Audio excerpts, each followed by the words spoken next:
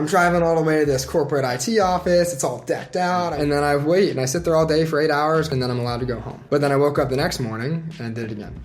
And then I woke up the next morning and I did it again. And very quickly, within like a week, I realized that this was not going to be it. And I'll never forget, like, held that shack in my hands. It's like, whoa. Like, I just used a skill that I developed, doing something that I really enjoy doing, and turn that into money without needing any sort of job to be able to do that.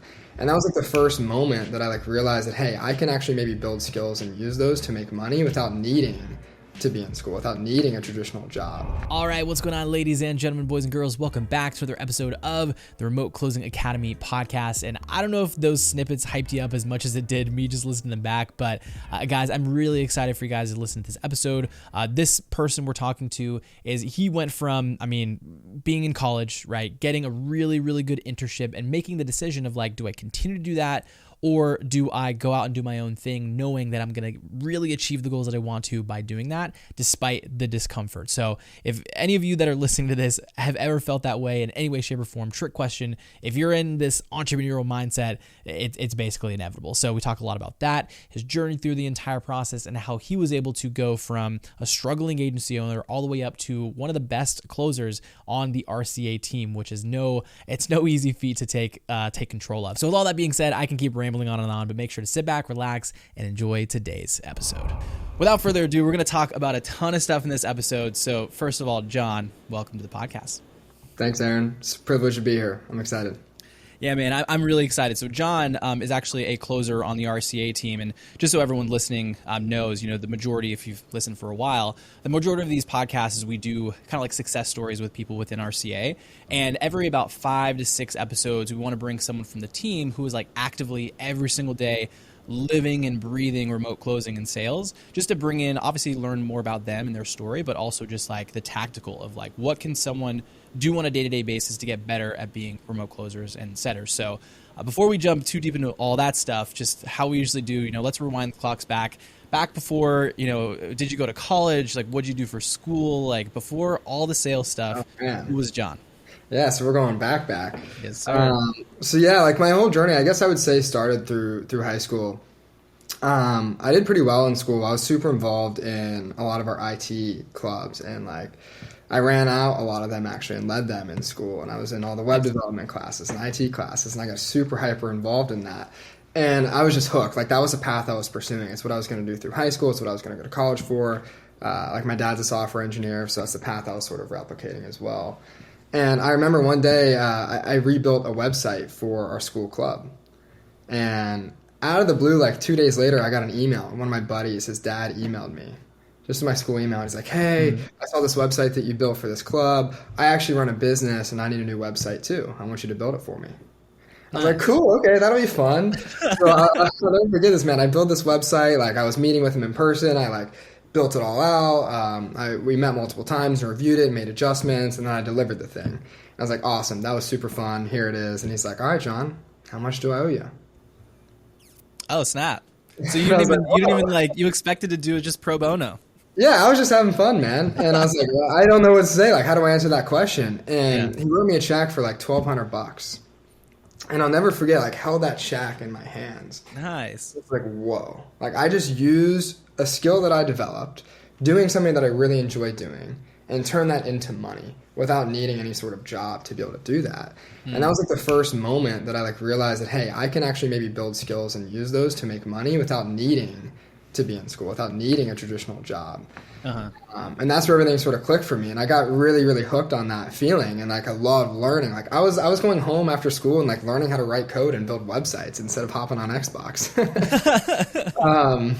And that turned into a lot of different things I started doing for money. Like my buddy and I would flip fidget spinners, and we'd go to like flea markets and like upsell fidget spinners to people. And we'd sold when was the fidget spinner like era? That was like what, 2015, 2016, yeah. Around then. Yeah, it's got to be then. But like I would keep score at like youth basketball games, and I had like minimum wage jobs. I would like sit there all day and peel stickers off of like barcode sticker sheets. And stick with toy cars like all day long, all day, every day. And I walk home, my fingers would be bleeding. I would shoot like videos for local musicians and different companies. Like I was just doing like anything I possibly could at that point to just learn how to make money, how to use skills and things that I could go leverage to be able to turn it into money, all through school.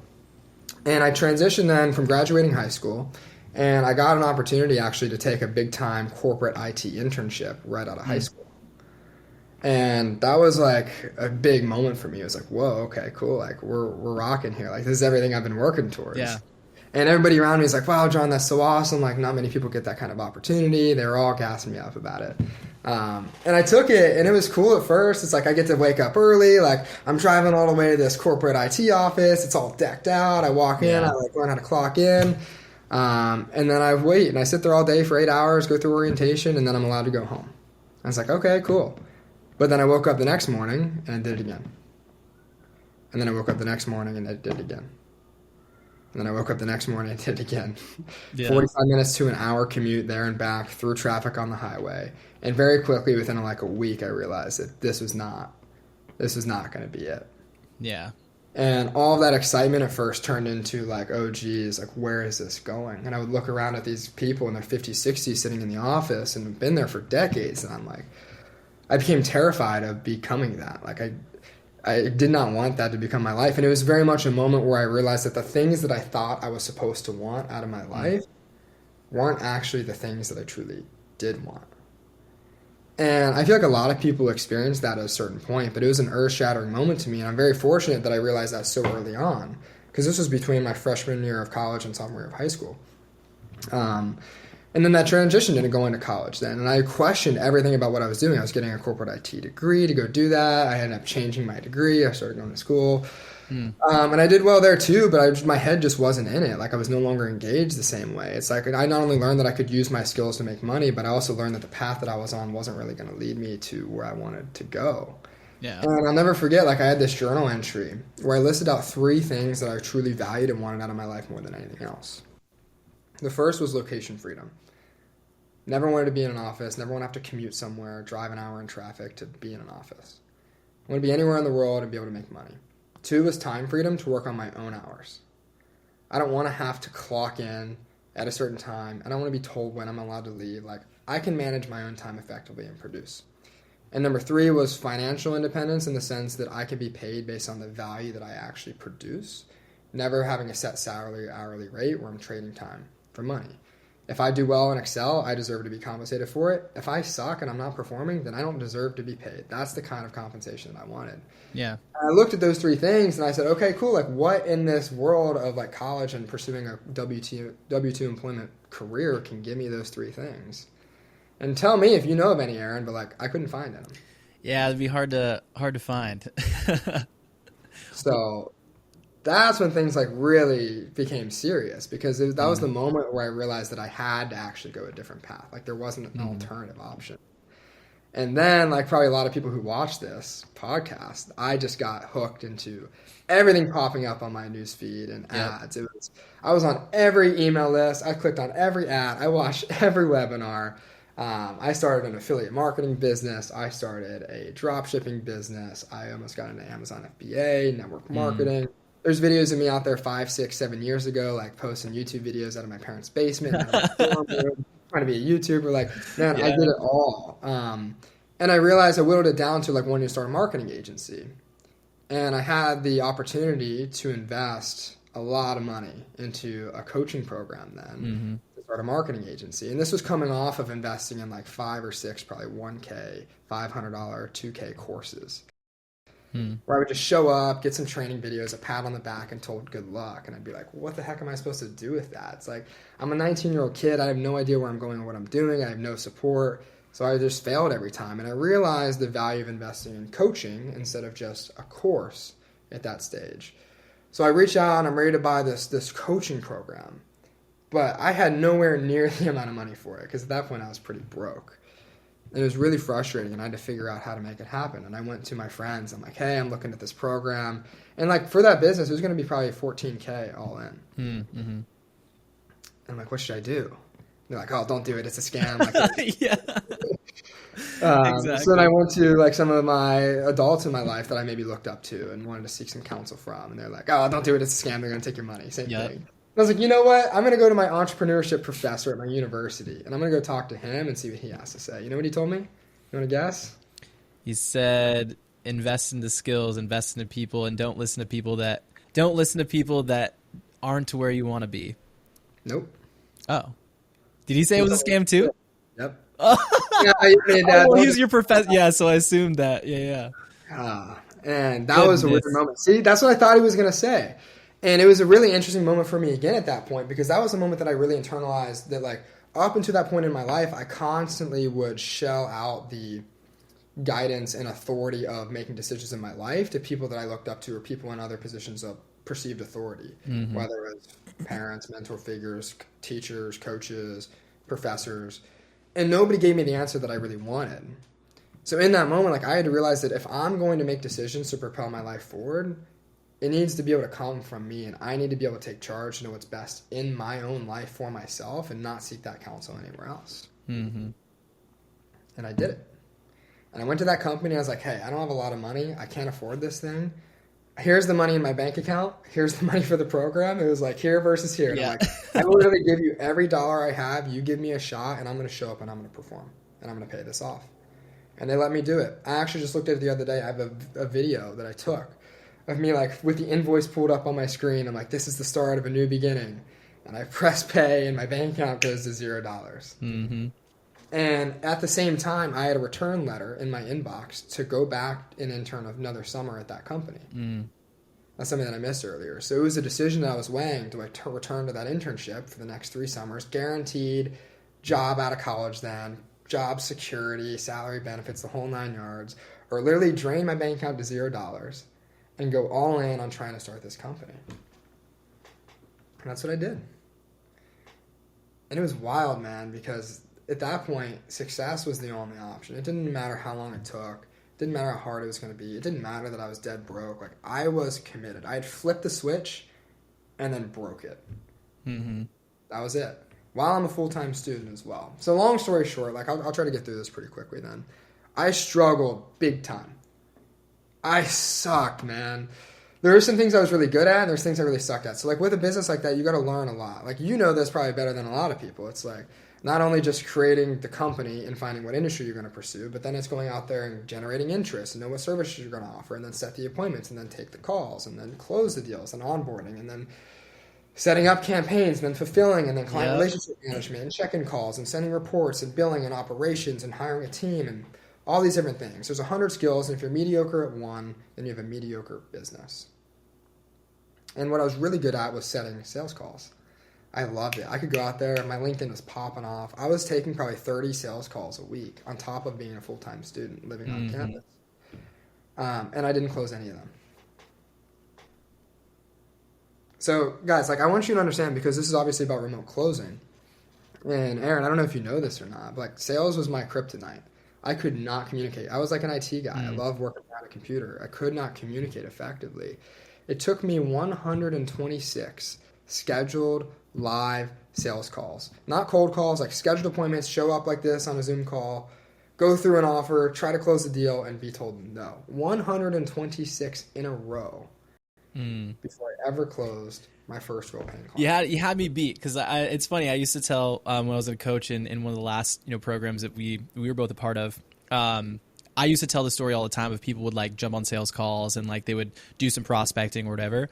And my record was 42. So I took 42 sales calls without closing any of them, and then it ended up the 43rd one was like a $15K like upfront SEO deal. I didn't know how to fulfill SEO. I was going to figure it out after the fact, but that's how the the digital marketing space usually is. But I joke about it because I was like, dude, by call like 110, like statistically it should be impossible. Like, by that point, law of averages. Put a credit card out and like put it up to the screen. Yeah. Was that last one like was it easy to close, or like did you have to like push them in? Okay, so it's still hard. Do you remember, like, I'm sure you remember like the price point and like just everything about them, I'm sure. Yeah, so it was $5K retainer with like $3,500 ad spend. So it was like an $8,500 a month contract. So it was a pretty decent deal. Yeah, that's a decent one for, a First close. Were you like always pitching that price point? Yeah. So Okay, that didn't that maybe that's why as well. After when I was doing the calls too, I was like, a lot of programs were like 1,500 a month and like whatever an ad spend. So I was like, well, let me just start I'll start there, right? At a certain point, I even brought it lower. So yeah, I think the first. So to be fair, I didn't make it easy on myself, but like you learn a lot then by being told no so many times. And looking back, it's like, would I have taken that same strategy? No. Would I have closed people a lot faster if I took a different strategy? Yeah. But like the amount that I learned through getting rejected 127 times, probably 200 plus scheduled appointments, I've already guessed, like you pick up a couple things. And it's cool because once it started working, it made it so much more rewarding. And that's really where I found my love of sales and consulting and being able to work with people. And as I grew that agency, it took me about 6 months to clear my first $10,000 a month. I was doing about $14K in recurring revenue at one point in the business.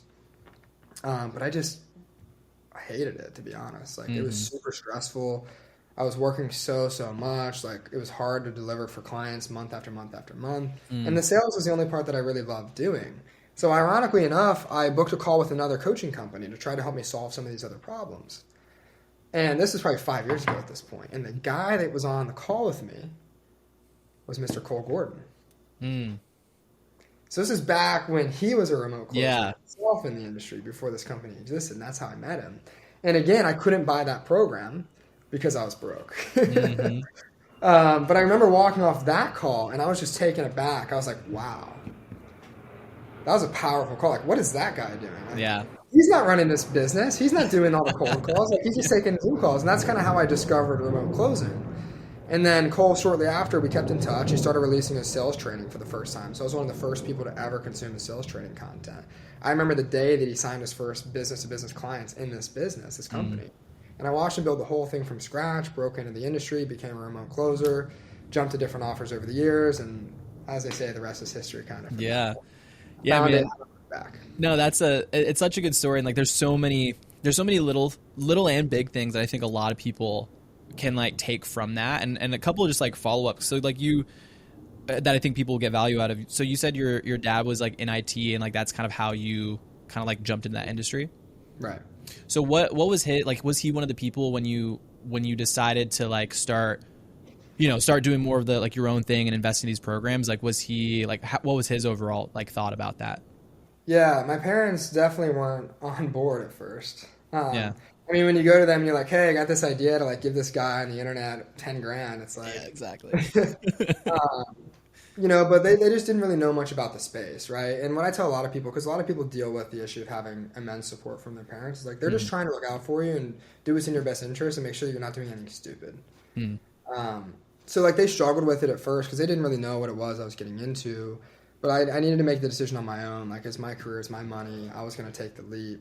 But looking back now, like I was actually talking about him with this a few weeks ago.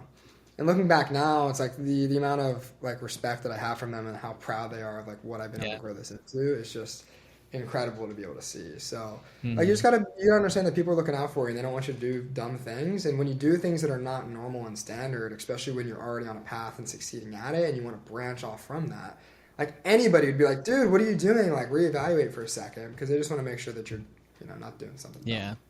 Yeah, man, that gave me chills a second, because like it's literally the same thing with my dad. Like he was in the military for like 40 years.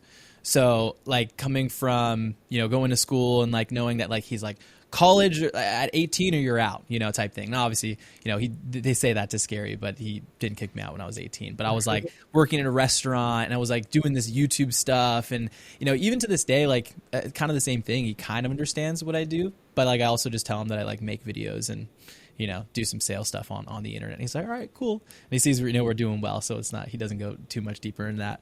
Back to what you were saying about just taking, the 100 plus calls.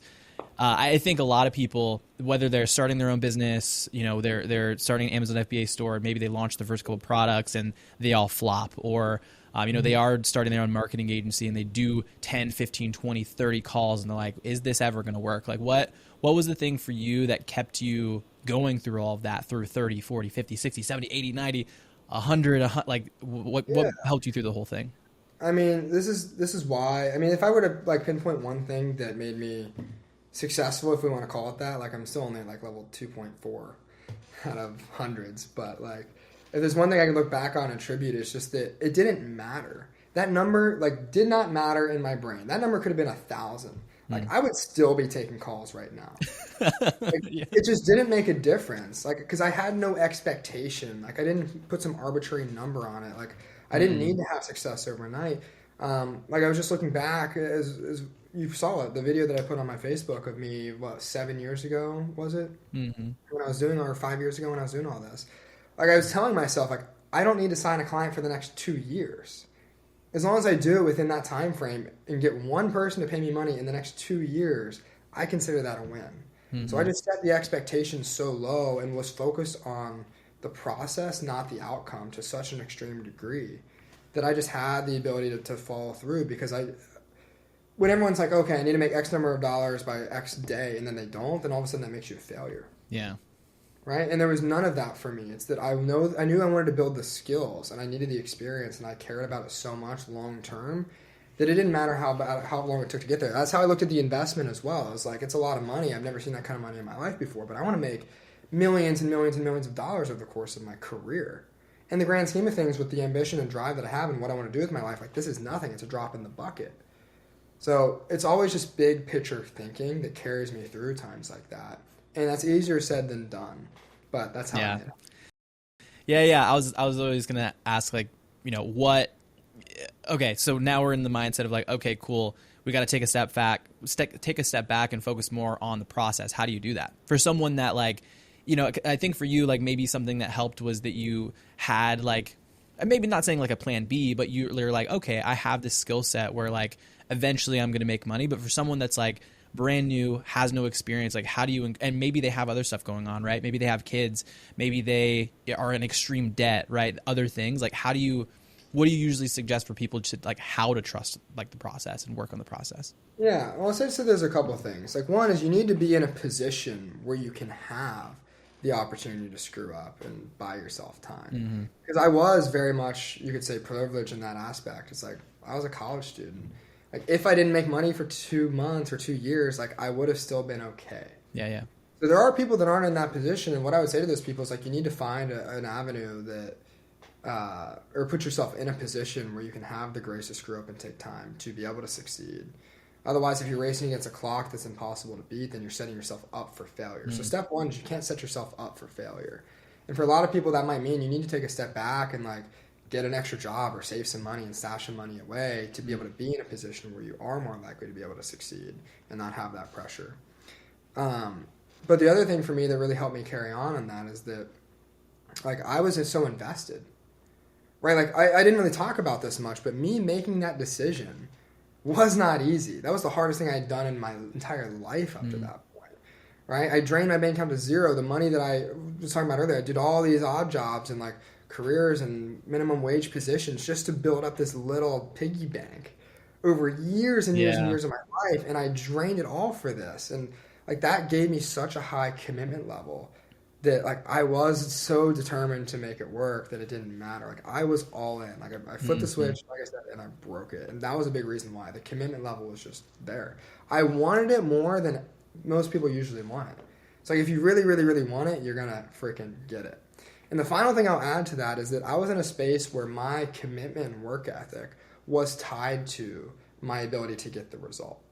And there's a lot of other models out there where you're very much reliant on, like, a third-party platform, or you're reliant on a product being hot and going to be ready to pop off at the perfect time. Yeah. And no matter how hard you work and how focused you are, like, it's just a matter of, is it going to work? It's out of your control. So the other thing I would add is find an industry and a skill and a path to follow where your work ethic and commitment and skill set can be directly tied to the results you're going to see, because it gives you the control. You're not relinquishing it to some third party or some magical product or the market or whatever else. Yeah, dude, I agree on a lot of that stuff. And I think, back to what you said of, you were doing a lot of these things and you were, like, all these odd jobs. And I think what probably helped that a ton too was, like, you created that association in your head of, like, okay, I did this action and then this is what I got out of it. And you did that so many times. You built up, like, that own, like, internal confidence and conviction of, like, I just got to do the things that, like, these mentors or whoever are telling me to do, and it's going to happen regardless. So that's one thing that's helped me a ton too. Like, I started making YouTube videos when I was 12. you know? And it's like, I just know, you know, a lot of people are focused on the metrics of like, I made like 10 videos and I'm not, you know, a million subscribers yet. And it's like, well, make 1,000 more, you know, you just got to learn the, you know, the ins and outs of all that stuff. So let's, That helps a lot. 'Cause, yeah, when there's other people that are actually successful doing it, then you know that if you just do the same things they're doing, then you're going to get there as well. That yeah, helped me and a get lot, better, for sure. like every single one, right? Every single call you make, you're getting better. Every single video you make, you're getting better in doing that. So let's take now let's leap forward back to, you know, so you go through the sales mentorship program. What's the beginning of your like official remote closing sales career? Yeah, it was actually really, man, it's crazy looking back because it was a totally different landscape back then. Like at that point, it was kind of more of the Wild Yeah. West still. And I had this opportunity. I just saw this guy post. He was one of my mentors back in the day. He's like, "Hey, we're hiring for this position," and it was very much like a "what do I have to lose" type feeling. Threw my hat in the ring. I end up on a call. I'm thrown like in a role play as a guy who like kind of sucks at sales. I kind of figured a few things out. At that point, my agency was doing fairly well. It was more just I couldn't sustain it.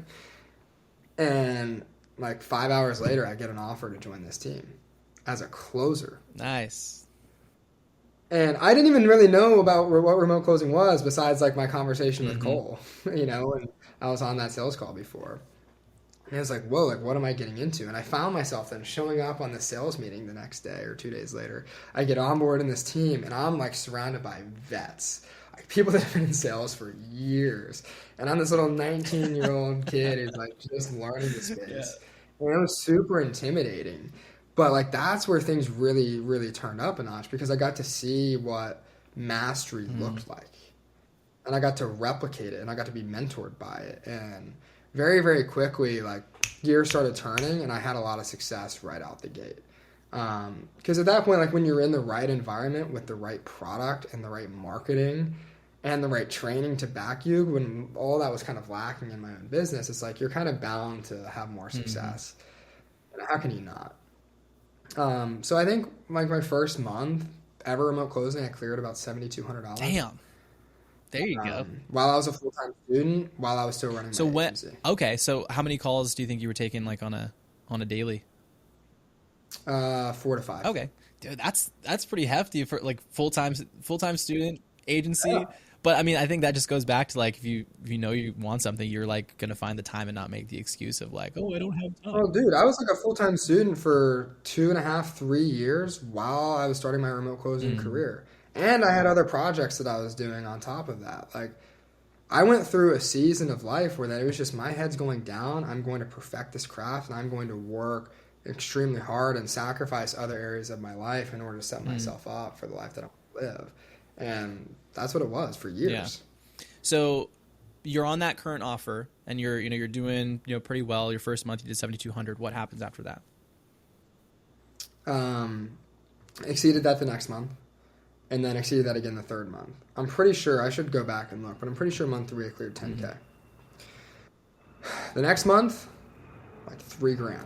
Oh, yeah, way down. Plummeted. Kind of like the plane that's in the background. Yeah, No, it's just a very tiny bit. It's muffling it a lot. So anyway, what happened then is it crashed. I'm like, oh, geez. Like, what's going on? Like, it was the first time I experienced a dip in performance like that. And I remember then I got on. So at this point, I'm living in my parents' basement, back home from school. And I get on this call with my boss, the CEO of the offer. He's like, dude, John, you gotta level with me, man. He's like, you're trying to sell my offer. Performance is going down. You're a full-time student. You're running a marketing agency. And you're living in your parents' basement. It's like, this isn't going to work. Like, something's got to give. I don't care if it's selling for me or it's your agency or it's at school or what. But like, you got to reevaluate your priorities and decide what's going to go. So at that point, I shut down my agency shortly after. Just viability made no sense. Like, I'm tying up all this time there and energy and effort when it could go to closing. Just move beyond that or move on from that, which is really, really hard. I had such an emotional attachment to that. But like, I'm sure you understand that part. Then I end that call, shut my Zoom, and I have an hour until my next sales call. I hop in my car and I drive to the nicest apartment complex in my town. Literally right off that call, I tore the place. Like, cool, this looks great. She's like, well, you can't get the unit, like, you don't have a job, like, you're not. What's a remote You're like, closer? so I'm like, okay, like, I'm gonna be back. So when I drive back home, I take my 4 sales calls for the day. They're still open, and after my last call, I drive back over to that apartment complex, show her my pay stubs, show her my bank account, talk her into it, signed a lease that day. Nice. Moved out. The next month, performance shot up big time. I was so much more focused. I had my own space, and everything shifted after that. I finally got in like a really, really good groove. I learned a lot of really valuable lessons, and I was back in the saddle. Nice. And does that brings us into the transition into? So when do you make the transition to the RCA team?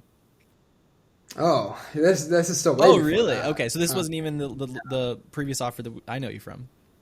Oh, okay. No. So what was the next one? Was that the next one, or was there more? And then, so then I leave that offer, and I went and sold an Amazon FBA offer. So that was an agency growth offer. Then it was an Amazon FBA offer, and that was really cool. I learned a lot about that. That was like a massive team. There were like 50 plus reps on that team. Those were some crazy sales meetings. And I was coming from like a 4-closer team.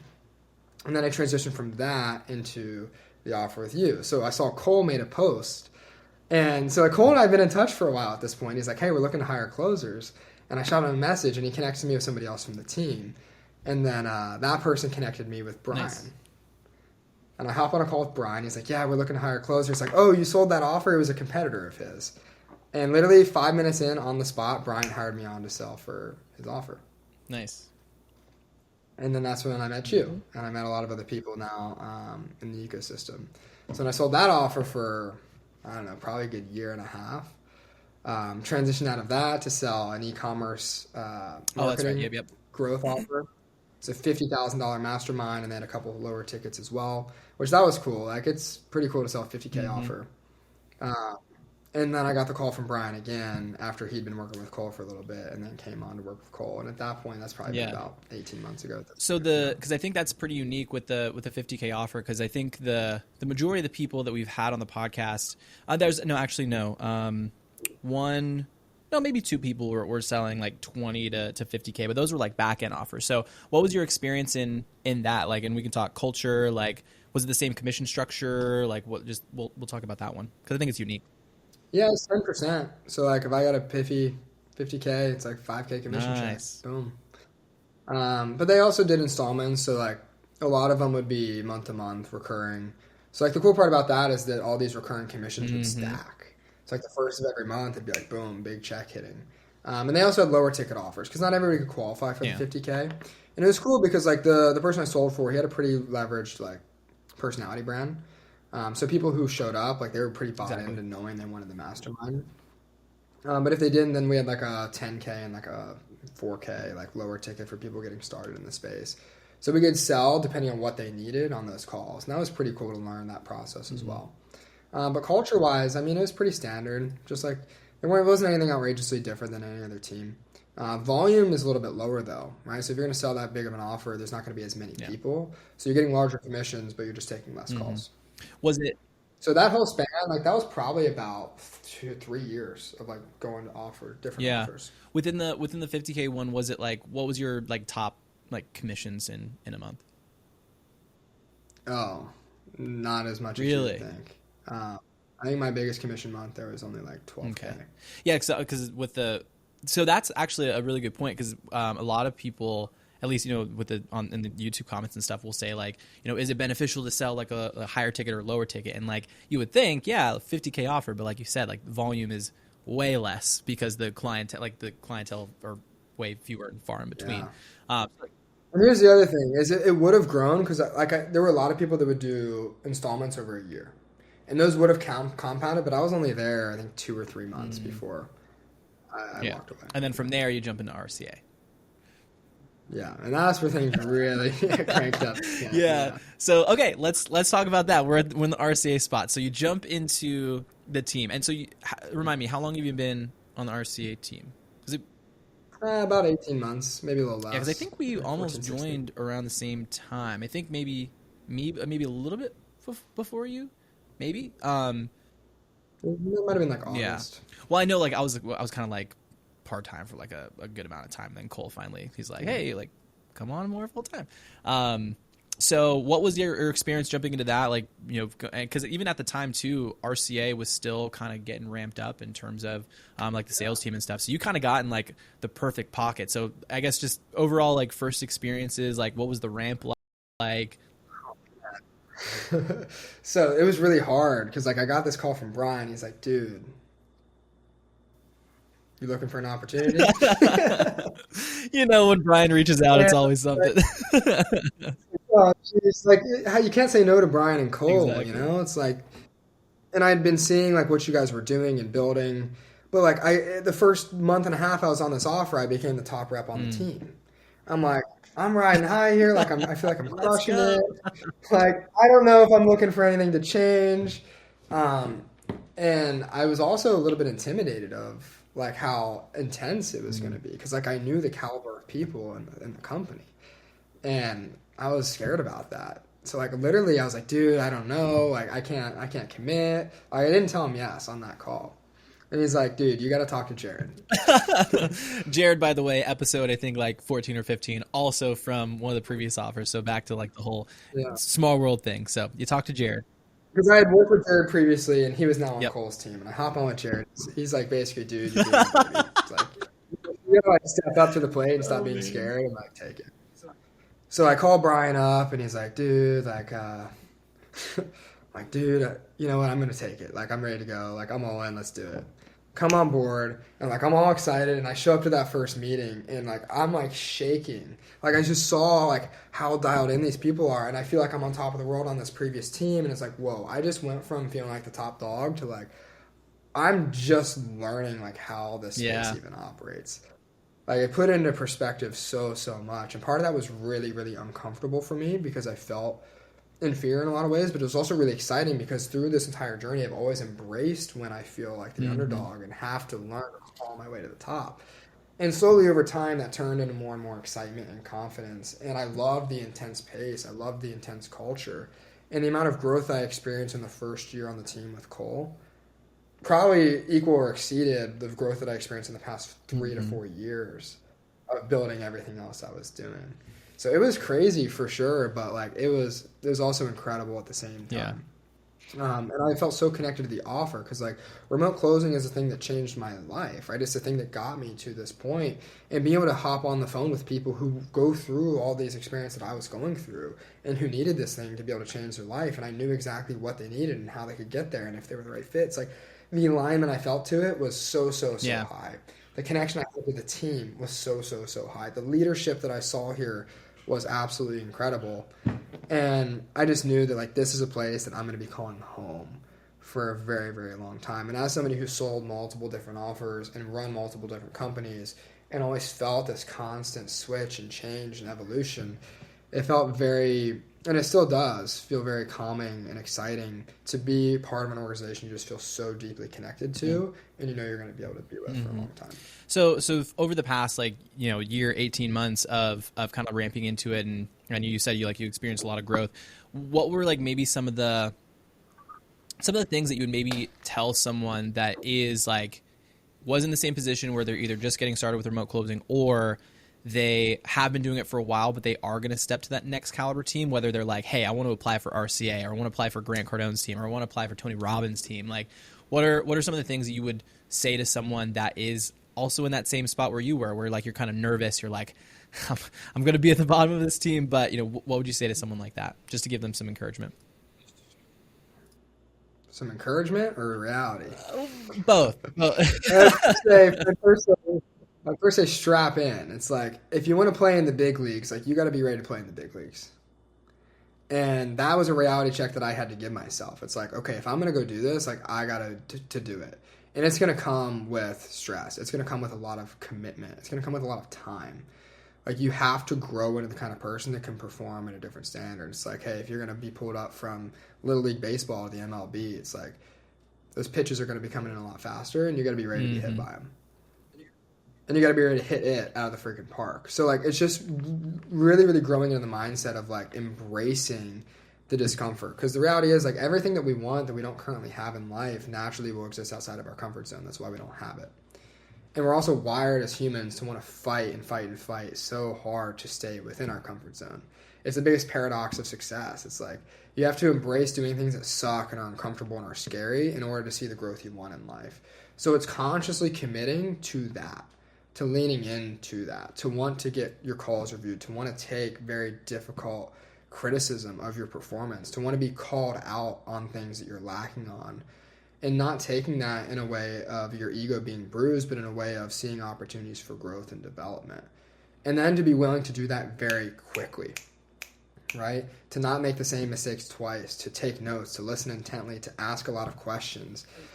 And if you can really strap in and be commit to that and go through a season where your head gets put down and you're just focused on that growth, then things can change very, very quickly. But the biggest piece of advice I would have is that, like, you just got to know that that's not going to be easy. But if you, I mean, this is one of the most cliche quotes, but one of my mentors told me this very early on, and it's changed my life and it's shown up so many different ways. Like, if you want to be on a 1% team, if you want to make a 1% amount of money, if you want to live a 1% lifestyle, you have to be willing to go through and commit to and do things that 99% of people aren't willing to do. And that applies to sales teams. If you want to be on a top 1% team, you have to be able to embrace the things that 99% of sales reps aren't going to want to go through or deal with, who just want to be spoon-fed everything and take a commission check or a base pay and go home and turn on the TV. What do you think specifically are some of the maybe struggles that you've went over the past 18 months that you've had to work through being on like a high performance team? Yeah, so for me, like, the biggest thing I had to learn is emotional regulation and building a different level of emotional maturity. And I think that's something that I struggled with, particularly, to be, like, very transparent, because I was younger when I started the whole journey. But, like, understanding how to deal with stress and fluctuations, because, like, when you're in a high performance team, there's high standards and there's going to be variance in your performance over time, just naturally in any career that you pursue. And it's understanding, like, how to emotionally deal with those variances without freaking out and throwing yourself in a rut and a negative feedback loop and downward spiral. It's knowing that you can show up every day doing exactly what you need to do to perform and get the results and maintain that same level of conviction and performance, regardless of what the results are showing. The maturity of a closer is demonstrated by their ability to do the same things over and over and over and over and over, regardless of the result that they're seeing. And that, I think, for me, was the biggest struggle, and I think for a lot of people getting in the space is honestly the biggest struggle. But when you can figure that out, you truly become a master of the craft. Like, you're an unmovable force that can show up and treat yourself like an elite athlete and show up the right way day after day after day. And ironically, the variance that you see because of that becomes a lot lower. Your performance does become more consistent. And then when variance does happen, you push through it, no problem. Yeah, I think that's, I mean, there's only so many scripts you can go through, right? But if you can really work on yourself internally and the things that you have to do to show up every single day, like that's ultimately what's going to help out. It's not going to be a magic script or the way that you say something. You recently ran a marathon, right? How was that? Yeah. It was hard. How long? The reason number one, I'm curious. Number two, my brother just signed up for a marathon, and he's been training for like the last 6 months. But he just signed up in like March. So I'm just trying to give him some words of encouragement and things to expect. Yeah, man. So it was my second marathon. Nice. And I smashed my goal time this time around. Like, everything went extremely, extremely well. But I learned a lot through that. And to be honest, like, I've talked about this before, because the lessons that I learned through training for a marathon and physically going through that, and your diet and your training regimen, the amount of time, those lessons have showed up in so many different ways inside of my sales career as well, which is really cool. It's like, the biggest thing is you just need to have a plan, and you need to have commitment to execute it no matter what. Like, you got to get your miles in, you got to get your nutrition in, you got to take care of your body. You have to treat yourself like an elite athlete to train for a marathon. You have to treat yourself like an elite athlete to perform in sales. It's build a plan, find mentors who can help you know what you need to do, and then just freaking do it no matter what. That's it. It's a commitment. Yeah. So let's just talk about really quickly as well. I guess maybe even next steps, because you came in as a remote closer. Now you're more like in leadership and stuff like that. So let's talk about that.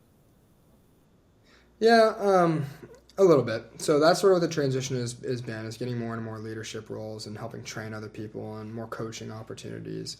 And that's been a really cool evolution, and that's where I want to see myself continuing to progress, because like being able to teach other people these things and pass on these lessons has been a blast. But yeah, like if we look at the past 4 to 6 months of my life and my remote closing journey, like it has drastically changed now, in a lot of different ways. Like when I talked about going through all these different offers, it was constantly always focus and train and call reviews and perfect the craft and push myself harder every day. And it's gotten to a point where like I've reached a level of experience where that's not needed to the same degree, and I can start focusing on some of these other things and also changing the way I live my life and really taking advantage of being a remote closer, which is what I've been doing. Like I'm in a different city every couple of weeks. That's why there's an airplane flying in the background. I'm just at Airbnb here, and I've just been living out of my suitcase for the past 5 6 months, going to different cities. And what a lot of the coaching is like then is how do you bring on other closers and turn other people into high performers? And particularly, that's not always like, hey, this guy's an incredible closer, like you need to fit him in this team. That doesn't work a lot of times, and that's not what a lot of people look for. And this will be helpful for people looking for other positions. It's more about like how good of a culture fit is this person for our team, and what is the potential we see for this person to be able to grow into. You know, I ask people like, what do you think the number one variable that somebody considers is for hiring a closer? And they're always like, experience. I'm like, no, that's part of it, but like, what do you think experience can demonstrate to a company? And the reality is they look for experience because they want to use that as a way to demonstrate somebody's ability to produce. But I'm sure you would agree, somebody's experience isn't always directly correlated to their ability to produce. So like what a lot of training and coaching is taking and finding the potential in people that have massive potential to produce and helping them then build the tangible skills to pull that out of them, as opposed to like, you know, taking somebody that is a producer and like trying to adapt it to this industry. I don't know if that really makes sense, but that's what I've been focusing on doing quite a bit with coaching, especially with people going through RCA and coming onto our team. Yeah, no, I think it makes sense. And even back to what you were saying a second ago of like, it's not always so much about like how great of a closer you are. Cause we've seen it so many times where like there'll be someone that comes out really, really hot and then they let like, you know, other things get in the way, whether it's personal or, you know, health related. Well, it's kind of the same thing, but it's so much more than just, hey, can you like go through the script or are you a good closer type thing? So back to your, you know, that you said, okay, I want to have something that builds out or helps me attain these three things. Do you feel like you're there? Like in terms of the time freedom, money freedom, that type of stuff? I'm there. Yeah, man, I see your stories all the time, and I see you're in a new place. So you're definitely getting the location freedom one locked out. But yeah, dude. So I guess like the last couple of minutes here, and I want to be respectful of your time. You know, what are some things for let's say like closers specifically, because we talked to Jared about the setter side, but for closers, like what are some things that they need to, like someone that's already gone through RCA, or they're continuing to go through and they feel kind of like overwhelmed with all the content. What would you say to like a new person learning remote sales? Like biggest piece of advice, if you can like nail it down to one. Putting you on the spot.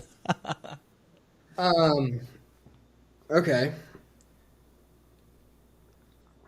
So the biggest thing I'd say in that case, it's like, oh, there's so much, like I'm overwhelmed. It's like, good. Like the biggest piece of advice I have for people going through this is like, we're always wired and framed and taught in life that like that's a bad thing. And it's like, oh, overwhelm is bad and stress is bad and being challenged is bad and being out of your comfort zone is bad. Because like there's always this natural resistance to it. So my biggest piece of advice to people getting in this space, in any space really, is that those things that we always tend to complain about by default and almost like make internal excuses about by default are the very things that you need to embrace and take on purposefully and with intention. It's like that's a good thing that you feel overwhelmed. It's a good thing you feel like you're out of your comfort zone, because it's a sign that you're growing and you're pushing yourself to do something new. It's like I'm at a point now where like if I'm too comfortable, it's like, oh geez, like what's going on? Like I need to go do something. I'm not growing enough anymore, right? And it's mentally switching. I talked about it earlier. Like it's hard because it goes against our default setting as people, but like you need to understand that that's a good thing and you should embrace it. And it's good that you feel that way. Because there's no better way to feel that than when you're surrounded by a coaching staff and a group of our company to be able to support you and train you and guide you through it and pick you up when you fall down and answer your questions and talk you through it when you do feel overwhelmed, and surrounded by a community of people that are also going through all those same exact things with you with the same goal in mind. It's like there's no better environment that you could be in to experience that. Because the truth is, like, most people who do this and are in this space have big ambitions for life. Like, they want to go far. They want to do a lot of really cool things. It's like, do you think you're going to run into these kinds of feelings again in the future? It's like, yeah. So when's a better time to experience all that than when you can be surrounded by a team and a community to guide you through it and learn how to deal with these things and turn it into growth and results to change your life? Mm-hmm. So that's not a very tactical thing at all, but like that would truly be my advice. And I feel like that's been the big indicator for me and how I've been able to push through all these years and finally figure it out.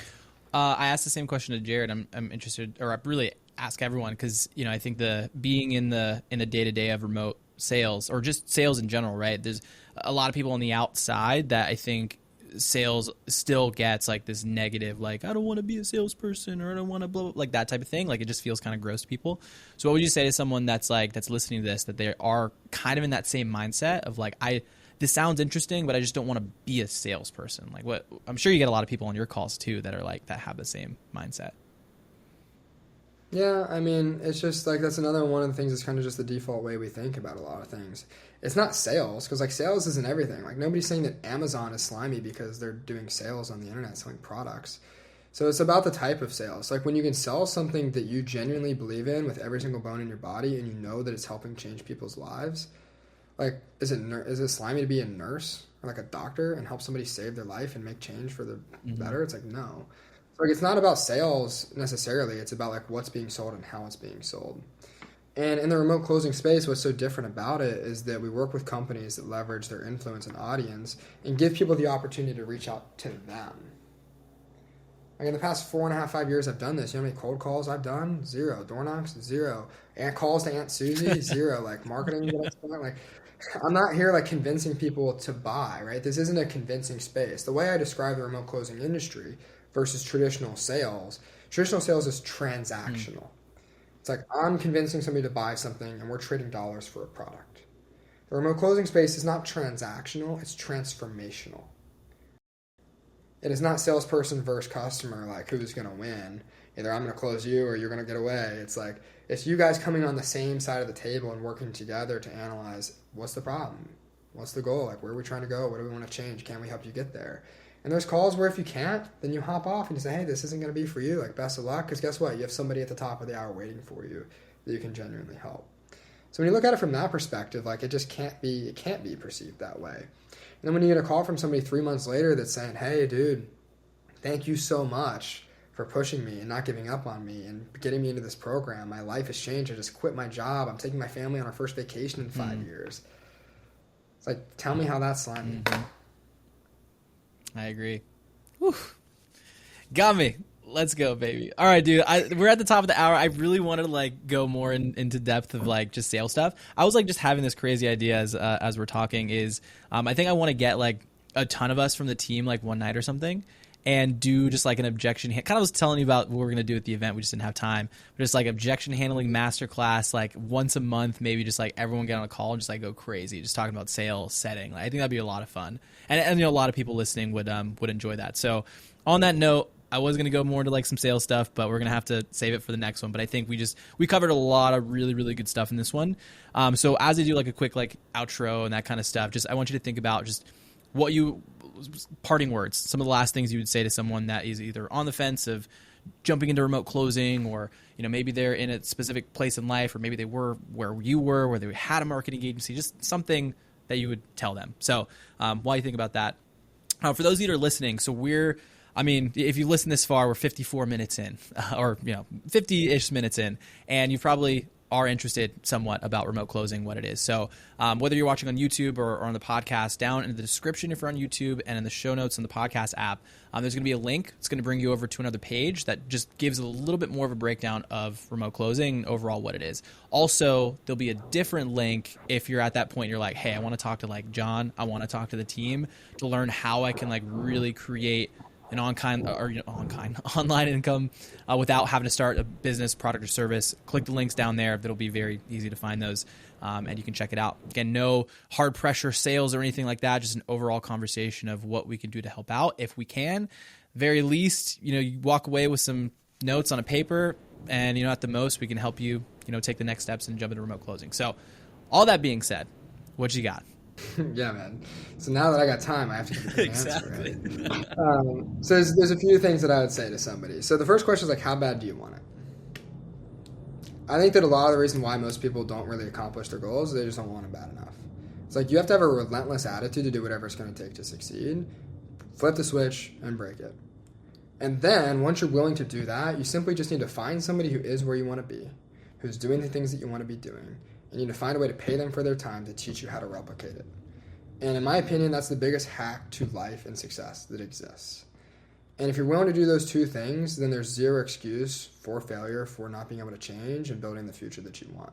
If you're willing to make the commitments required to get there, and you're willing to find and invest in the mentorship that you need to learn and develop the skills, then that's it. Because if you possess the skills and you have the path to follow and you know exactly what you need to do to get there, then it's just a matter of executing. And if you're willing to execute, then on paper, there's no way that things can't progress the way you want. Is that messy sometimes? Yeah. Does that take time sometimes? Yeah. Is that stressful sometimes? Yeah.